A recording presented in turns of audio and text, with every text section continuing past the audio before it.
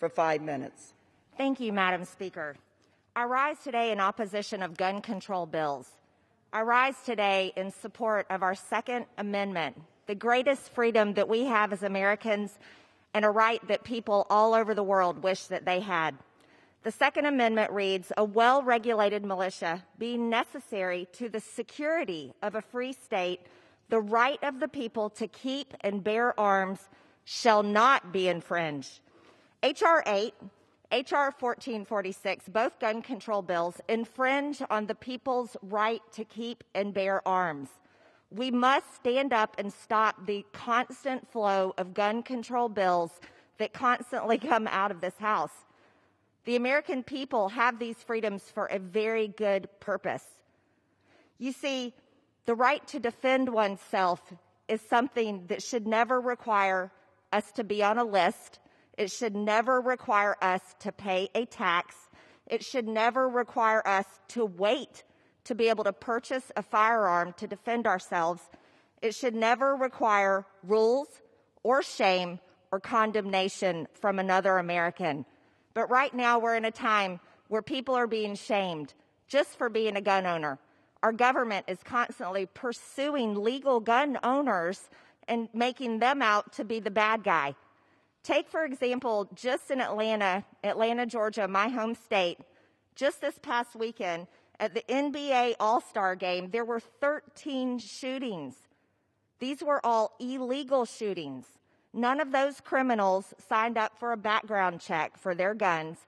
None of those criminals considered that they needed a waiting period before they used their firearm. And none of those criminals cared about any of the laws on the books when they shot people. Criminals don't care about gun laws. Criminals just don't care. They're going to commit their crime. They're going to murder someone, whether they have a legal gun, an illegal gun, a knife, a hammer, or you name it. They're criminals. They break the law. H.R. 8 requires a background check on gun owners.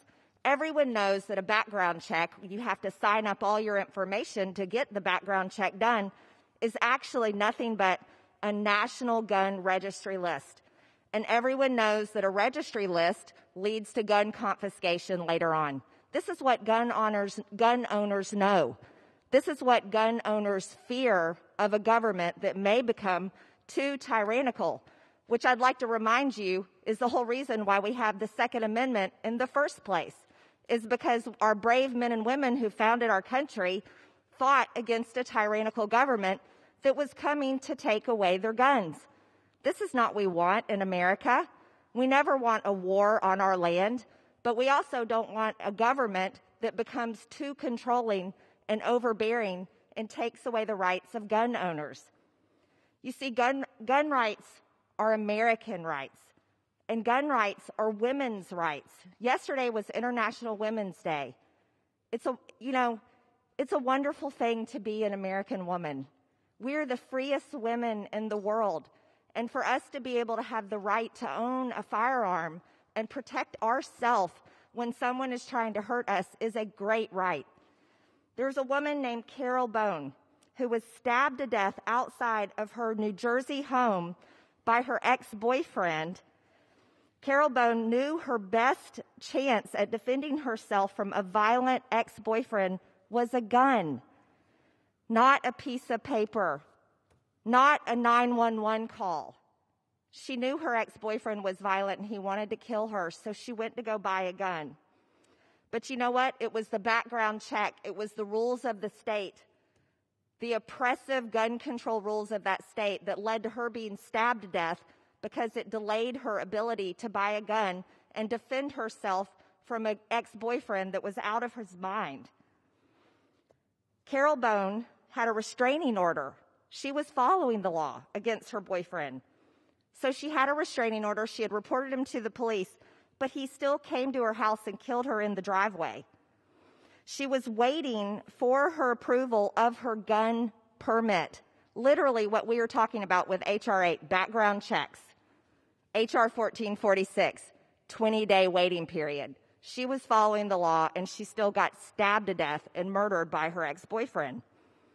You see, she had gone to the township police department 2 days before her death to check on the status of her languishing application.